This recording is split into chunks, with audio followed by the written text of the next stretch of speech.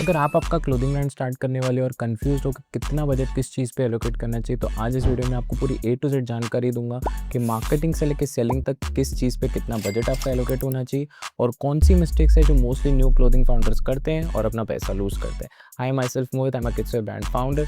हमारा 40 साल का लेगेसी है क्लोथिंग बिजनेस में और मैं पर्सनली 8 साल से इस बिज़नेस को देख रहा हूँ। हमारा किड्सवेयर का ब्रांड है और हम पैन इंडिया सेल करते हैं। तो आइए ज़्यादा आपका टाइम वेस्ट ना करते हुए वीडियो स्टार्ट करते हैं, जिसमें आपको पूरी ए टू जेड जानकारी दूंगा कि आपका बजट किस चीज़ में कितना एलोकेट होना चाहिए। तो सबसे पहले 5 चीज़ें समझ लेते हैं जिसमें सबसे ज़्यादा हमारा बजट जाता है। First is sampling, second is production, third is brand setup, fourth is content plus photoshoots and fifth is marketing. आप इसके टाइम स्टैम्प देख सकते हैं। आप सीधा डायरेक्टली यहाँ पे जाके जो आपको चाहिए उसका बजट आप देख सकते हैं। So the first phase is sampling. Sampling mostly लोग इग्नोर कर देते हैं, वो सीधा प्रोडक्शन पे जाते हैं। ये ऐसी मिस्टेक है जो शायद आप 15-20 हज़ार बचाओगे, बट सामने अगर आपकी मिस्टेक हो गई तो आप 2-3-4 लाख का स्टॉक वेस्ट कर सकते हो। तो मेरी सलाह रहती है सबको पहले तो सैम्पलिंग करनी चाहिए। अभी सैम्पलिंग में आप फैब्रिक परचेस करोगे, एक जॉब वर्कर के पास जाओगे, उसको फैब्रिक जो आपने डिज़ाइन रेडी की होगी उसको बनाने के लिए दोगे। उसके बाद ट्रिम्स हो गए, बटन्स हो गए, उन चीज़ों की आप सैम्पलिंग करोगे। तो जो कॉस्ट में फैब्रिक होलसेल में मिलता है, बल्क में मिलता है, जो आप अगर उसको सैम्पलिंग के लिए ले जाओगे तो थोड़ा आपको महंगा मिलेगा। तो हर चीज़ वो महंगा पकड़ने के बाद, और हम एक्सपेक्ट करते हैं कि हम 10-20 सैंपल्स बना रहे हैं, तो budget for sampling should be not more then 20 to 30,000। तो ये 30,000 ऐसा बजट है कि हम ब्रांड स्टार्ट करने के लिए हमें उतनी सैम्पलिंग लगेगी। वंस इट स्टार्ट्स, कोई चीज़ आपकी बहुत अच्छी ग्रो हो रही है, उसके बाद आप फिर वापस सैम्पलिंग करो, that is an another cost. But initially when you are starting a brand, for sampling I would like to allocate 20 to 30,000 in this budget. Second is production. Production में मेरा बेसिक फंडामेंटल रहता है कि जितनी कम से कम quantity रहेगी उतना हम इज़्ज़त से उस चीज़ को बेच पाएँगे, और स्टॉक आउट हो that is better rather then आपके पास स्टॉक ज़्यादा पड़ा हो और आप सोचोगे यार इसको मैं बेचूँ कैसे? बिकॉज़ फिर आप ब्रांड नहीं बना पाओगे, आप सिर्फ़ माल बेचते रह जाओगे। तो हमेशा जो भी आप प्रोडक्शन करिए as least quantity as possible. अब प्रोडक्शन ऐसी चीज़ है कि आप किस सेगमेंट में जा रहे हैं, आप मास सेगमेंट में जा रहे हैं, मास प्रीमियम में जा रहे हैं या प्रीमियम में जा रहे हैं, उस हिसाब से आपकी प्रोडक्शन कॉस्ट वैरी कर सकती है। बिकॉज़ अगर आप बहुत कॉस्ट इफेक्टिव वाली चीज़ें बना रहे हैं, आपको 200, 300, 400, 500, मैक्सिमम ₹1000 में बेचना है, तो आपकी उसकी प्रोडक्शन कॉस्ट बहुत कम होगी। बट आप मास प्रीमियम में जा रहे हैं, 1500, 2000, 2500, 3000 वाली चीज़ भी जो आप अगर बेचना चाहते हैं, तो उसकी आपकी कॉस्ट बढ़ जाएगी। एंड इफ इट्स प्रीमियम, तो प्रीमियम में तो आपकी कॉस्ट बहुत ज़्यादा बढ़ जाएगी।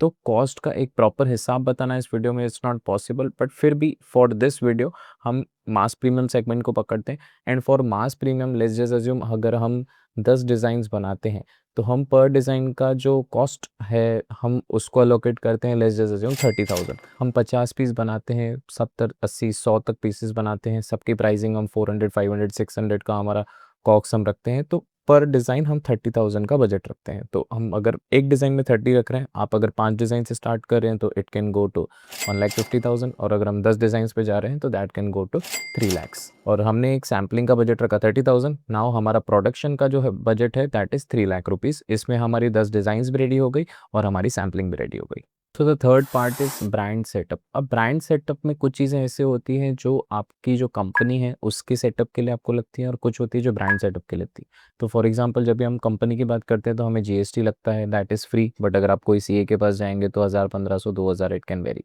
You can do MSME registration. MSME registration में आपको जो भी पर्क्स हैं बीइंग एमएसएमई, तो वो आपको मिल जाते हैं। एमएसएमई का full form is micro small medium enterprises, तो उसके जो भी पर्क्स हैं वो आपको मिल जाते हैं। उसको छोड़ के इंस्टाग्राम अकाउंट तो ऑब्वियसली फ्री है, तो आप वो भी एक बना सकते हैं। तो these are the things which are mostly free.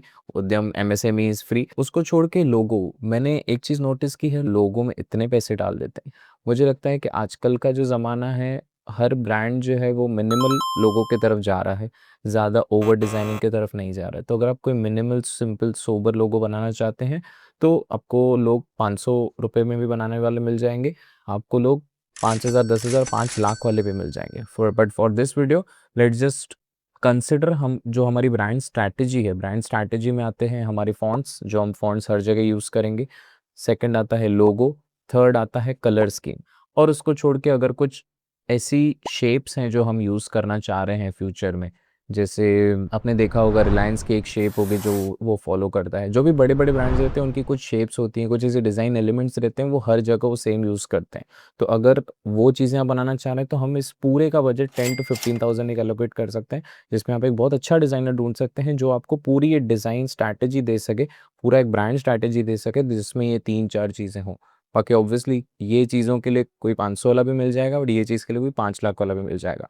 But to keep it very concise and clear we will keep a budget of 15,000 rupees which is not too less and not too much. अगर आप D2C बेच रहे हैं तो आपको domain लगेगा और Shopify लगेगा, तो इन दोनों का भी हम बजट अभी वो ये जो डोमेन रहता है वो आपको ईयरली प्लान लेने होते हैं और जो शॉपिफाई रहता है वो आपको मंथली उनके टॉपअप करने होते हैं।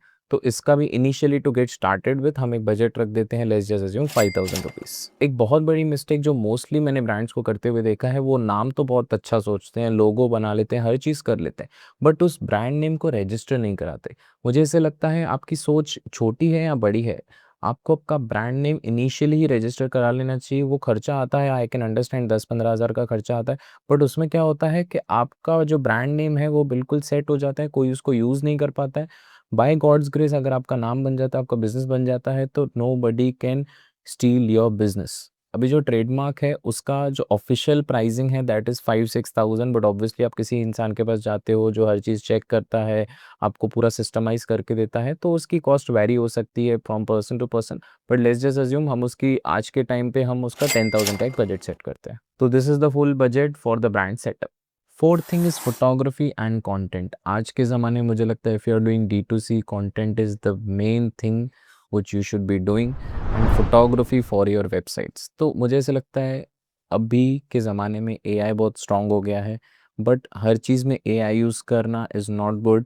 हमें अपना माइंड यूज़ करना है कि कहाँ हमें AI यूज़ करना है और कहाँ पे हमें रियलिस्टिक फ़ोटोज़ रखने हैं।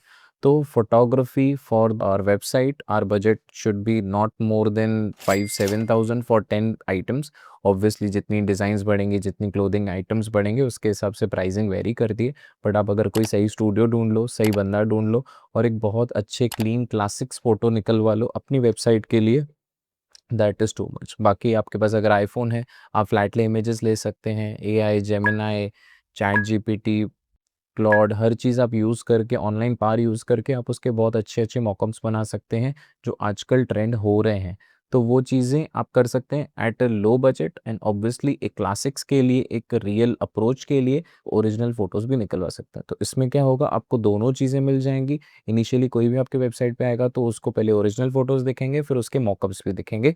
तो दोनों ब्लेंड करके आपका बजट भी ज़्यादा नहीं होगा और आपका काम भी हो जाएगा।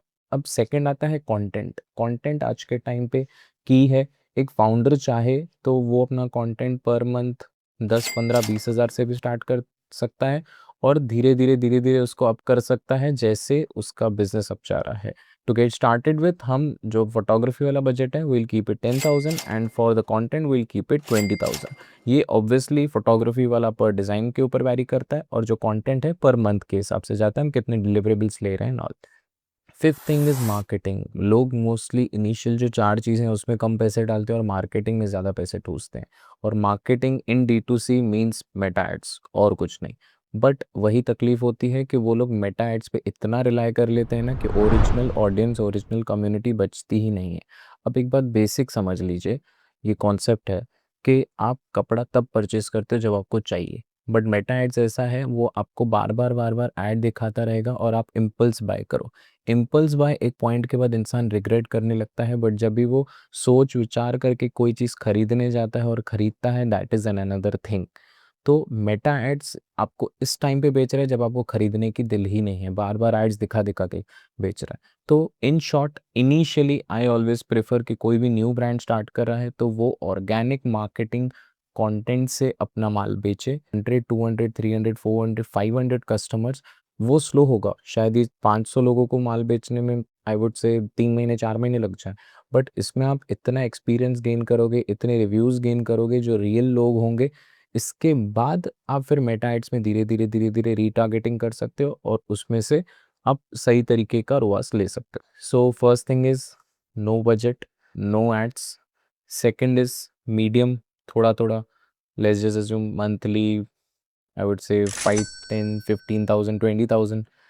And last is going all in. आप इनिशियली में अगर मेटा एड्स को इतने पैसे दे दोगे ना, तो आप इससे वापस कभी इधर नहीं आ पाओगे, आपकी कम्युनिटी बनेगी नहीं, आपको बहुत अच्छा रोआस मिल सकता है, आपका माल अच्छा बिक सकता है, बट कम्युनिटी नहीं बन पाएगी। To get started with we keep a budget of 20,000 rupees per month on Meta ads. Now can see on the screen कि क्या हमने बजट किस चीज़ के लिए एलोकेट किया था और टोटल अमाउंट आपको क्या मिल रहा है।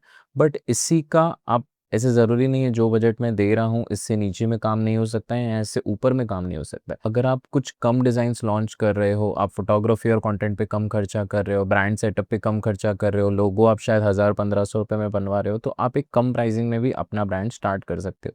बट यही अगर आपको बहुत अच्छे से स्टार्ट करना है, आपको 10 नहीं 20 50 100 डिज़ाइंस चाहिए, आपको बहुत अच्छा स्केल करना है, आपका विजन बहुत बड़ा है, तो आप एक बड़े बजट के साथ भी स्टार्ट कर सकते हो। But the budget I give you is very realistic and the comfortable budget जिसमें आपको इश्यूज नहीं होंगे। अभी मैं आपको बताऊंगा ऐसी कौन सी चीज़ें हैं जहाँ पे मोस्टली फाउंडर्स अपने पैसे वेस्ट कर देते हैं, जो initially I would never prefer anybody to start with. So these are the points जिसमें मोस्टली लोग अपने पैसे वेस्ट कर देते हैं। सबसे पहली, ओवर प्रोडक्शन करना, 50 पीस की जगह 500 पीस बनवा देना और फिर रिग्रेट करना। आप वापस 50 की जगह 100, 100 की जगह 200, 200 की जगह 500 पीस बनवा सकते हो, बट इनिशियली जितनी आप स्लो स्टार्ट करोगे, स्मॉल स्टार्ट करोगे, उतना आपको प्रॉब्लम नहीं होगा, आपके पैसे फंसेंगे नहीं।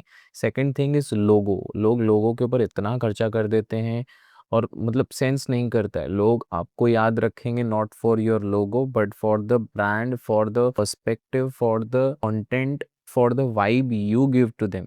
दे remember you for that, they don't remember you for your logo. एक प्रोफेशनल स्टूडियो और प्रोफेशनल सेटअप के पीछे लोग इतने पड़ जाते हैं कि मुझे अपना शूट करवाना है, 1 लाख 2 लाख 3 लाख रुपया मैं अपनी सिर्फ शूट पे खर्चा कर दूंगा। तो इनिशियली आजकल एआई आ चुका है और इन जनरल आप एक इनिशियल स्मॉल स्टार्ट कर सकते हैं। एक बार आपका ब्रांड बिल्ड हो जाए, आप 5 या 10 लाख खर्चा कर दीजिए, बट इनिशियली आप उस पैसे को बफर रख सकते हैं जो आपको आगे जाके कोई मिसहैप्स के लिए काम आ सकता है। लोग अपने ऑफिसेज, रेंटल स्पेसेस बहुत बड़ी बड़ी ले लेते हैं इनिशियली कि मुझे इतनी जगह तो लगी जाएगी अपना काम करने के लिए, 5,000 10,000 स्क्वायर फीट लेके रख देते हैं और अपना चीज़ बिल्ड करना स्टार्ट करते हैं। एक ऑप्टिमिस्टिक रहना बहुत अच्छी बात है, बट मेरा थॉट प्रोसेस ये रहता है अगर कोई स्टार्ट कर रहा है तो एज स्मॉल एज पॉसिबल। फिर धीरे धीरे आप जब भी ग्रो करोगे तो आपकी रेंटल भी ग्रो होगी। ऐसे तो आपका डे वन से ही रेंटल स्टार्ट हो जाएगा, बट धीरे धीरे आप ग्रो करोगे तो आपको वो बफर भी रहेगा और एक गुड फीलिंग भी होगी, यार देख मैंने यहाँ से स्टार्ट किया था, अब मैं यहाँ पे हूँ। बाय गॉड्स ग्रेस सब अच्छा रहेगा, अगर गॉड्स ग्रेस अच्छा नहीं रहा तो यहाँ से वापस यहाँ जाने में बहुत दुख होने वाला है। लोग इन्फ्लुएंसर्स को बहुत इनिशियली ही बहुत ज़्यादा पे करना स्टार्ट कर देते हैं। वो अपनी ब्रांड विजन और हर चीज़ अलाइन नहीं करते हैं, सिर्फ इन्फ्लुएंसर्स को पैसे देते हैं बिकॉज उनको ऐसे लगता है मैंने इन्फ्लुएंसर को पैसे दिए, देख मेरे को ऑर्डर आए। तो वो इन्फ्लुएंसर जो है वो आप रेंटल चीज़ों पे जिए, बट इनिशियली आप अच्छा कंटेंट बनाओगे, धीरे धीरे आप इन्फ्लुएंसर्स को फीड करोगे और सेल लाओगे, that would be better rather than just flooding influencers with money and expecting orders.